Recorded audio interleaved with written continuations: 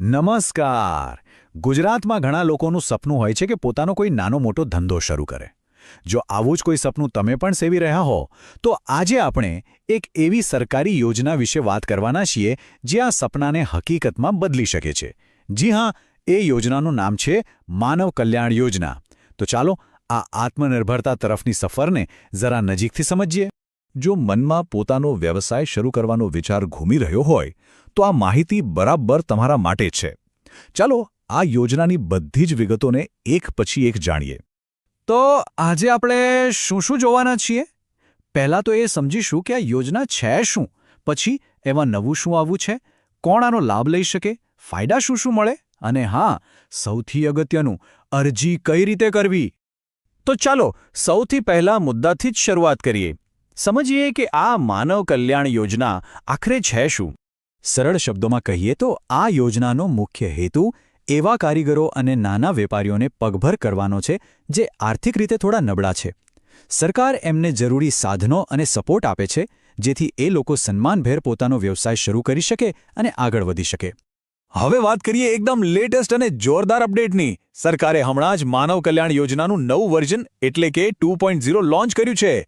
ચાલો જોઈએ કે આ નવા અવતારમાં શું ખાસ છે. આ એક જ તસવીર આખો ફેરફાર સમજાવી દેશે. જુઓ, પહેલાં કેવું હતું કે સરકાર જે સાધનો નક્કી કરે એ જ મળતા હતા, પણ હવે માનવ કલ્યાણ 2.0માં લાભાર્થીને સીધા ઈ-વાઉચર મળે છે. એનો મતલબ શું?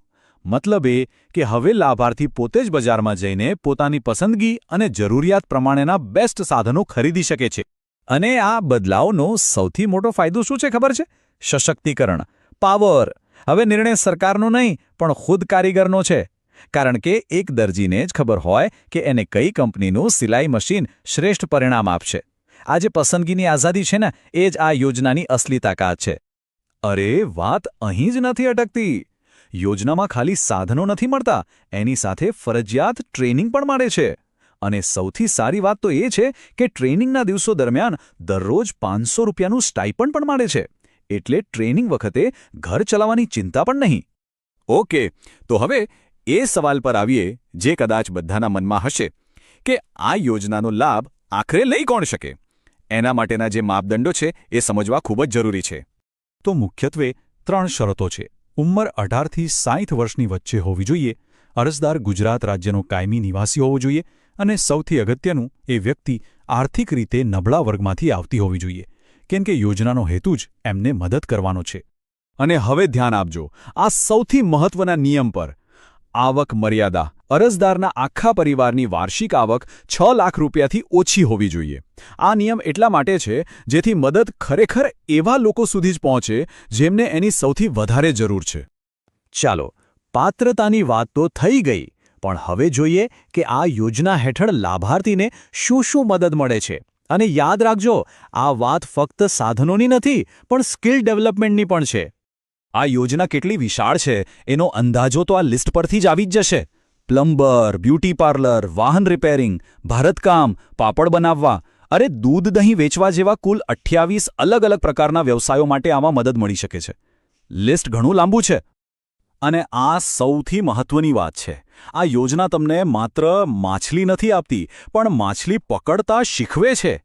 જે ટ્રેનિંગ મળે છે એનાથી તમારી સ્કિલ વધુ સારી બને છે, જે કોઈપણ ધંધાની સફળતા માટે જરૂરી છે. અને જ્યારે સ્કિલ વધે ને, ત્યારે આત્મવિશ્વાસ તો આપોઆપ વધી જાય છે.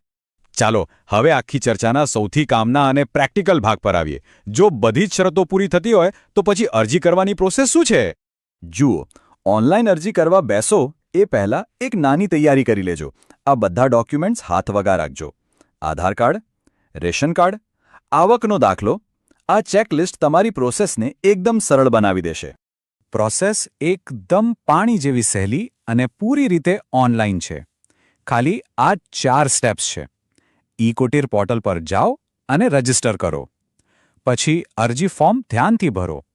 જરૂરી ડોક્યુમેન્ટ્સ અપલોડ કરો અને બસ સબમિટ બટન દબાવી દો. થઈ ગયું કામ. અને આની સૌથી સારી વાત એ છે કે કોઈ સરકારી ઓફિસના ધક્કા ખાવાની જરૂર જ નથી. ગુજરાતના કોઈ પણ ખૂણેથી પોતાના ઘરે બેસીને આખી અરજી પ્રક્રિયા પૂરી કરી શકાય છે. આ બધું ઈ-કુટીર પોર્ટલ પર થાય છે, જે ખાસ કરીને નાના ઉદ્યોગો અને કારીગરો માટે જ બનાવવામાં આવેલું સરકારી પ્લેટફોર્મ છે. તો આ બધી માહિતી પછી હવે સવાલ એ નથી કે યોજના શું આપે છે. અસલી સવાલ તો એ છે કે આ મદદથી શું બનાવી શકાય છે? એક નવો ધંધો, એક નવી ઓળખ કે પછી એક આત્મનિર્ભર અને ઉજળું ભવિષ્ય? આશા છે કે આ માહિતી કોઈકના સપના તરફ પહેલું પગલું ભરવામાં ચોક્કસ મદદ કરશે.